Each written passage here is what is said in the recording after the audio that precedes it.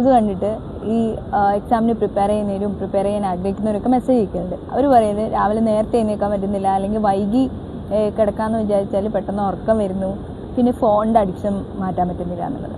അപ്പോൾ ശരിക്കും വ്യക്തമായിട്ടുള്ള ഗോൾ ഇല്ലാത്തതുകൊണ്ടാണ് അങ്ങനെയൊക്കെ. എന്താ വെച്ചാൽ നമുക്ക് വ്യക്തമായിട്ടുള്ള ഒരു ഗോൾ ഉണ്ടെങ്കിൽ നമ്മളത് എഴുതി വെക്കുക. നമ്മുടെ ഡെയിലി ഗോൾ എന്താണ്, വീക്ക്ലി ഗോൾ എന്താണ്, നമ്മുടെ മന്ത്ലി ഗോൾ എന്താണ്, നമ്മുടെ ഷോർട്ട് ടേം ഗോൾസ് എഴുതി വെക്കുക, നമ്മുടെ ലോങ് ടേം ഗോൾസ് എഴുതി വെക്കുക. അതായത് നമ്മൾക്ക് ഒരു വർഷം കഴിഞ്ഞൊരു PSC ക്രാക്ക് ചെയ്യണം.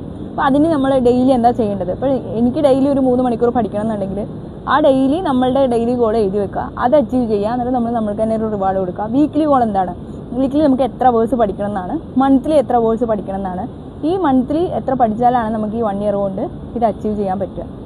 പിന്നെ രണ്ടാമത്തെ കാര്യം ഫോൺ അഡിക്ഷനാണ്.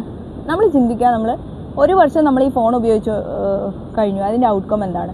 ഈ ഒരു വർഷം നമ്മൾ വ്യക്തമായി പ്ലാൻ ചെയ്ത് പഠിച്ചു, അതിൻ്റെ ഔട്ട്കം എന്താണ്? ഇതിലേതാണ് നിങ്ങൾക്ക് ഫ്യൂച്ചറിൽ നിങ്ങളെ ഹെൽപ്പ് ചെയ്യണം, അത് തിരഞ്ഞെടുക്കുക എന്നുള്ളതാണ്.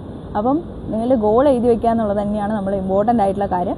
പിന്നെ ഉള്ളത്, നമ്മൾ 21 ദിവസം കൊണ്ട് നമുക്ക് ഒരിക്കലും ഒരു സ്റ്റഡി ഹാബിറ്റ് ഫോം ചെയ്യാൻ പറ്റില്ല. നമ്മൾ 90 ഡേയ്സ് കണ്ടിന്യൂസ് ആയിട്ട് ചെയ്താലാണ് 91 ഡേയ്സ് മുതൽ നമുക്ക് ഒരു എഫേർട്ട് ഇല്ലാണ്ട് നമുക്കൊരു സ്റ്റഡി ഹാബിറ്റ് ഫോം ചെയ്യാൻ പറ്റില്ല. അത് എന്താണെങ്കിലും, ഏത് ഹാബിറ്റ് ആണെങ്കിലും 20 ദിവസം അല്ലെങ്കിൽ 21 ദിവസം നമ്മളത് ചെയ്തുകൊണ്ട് അത് ഹാബിറ്റായിട്ട് മാറില്ല. 90 ഡേയ്സ് കണ്ടിന്യൂസ് ആയിട്ട് നമ്മളത് ചെയ്താൽ മാത്രമാണ് ഹാബിറ്റായിട്ട് ഫോം ചെയ്യും.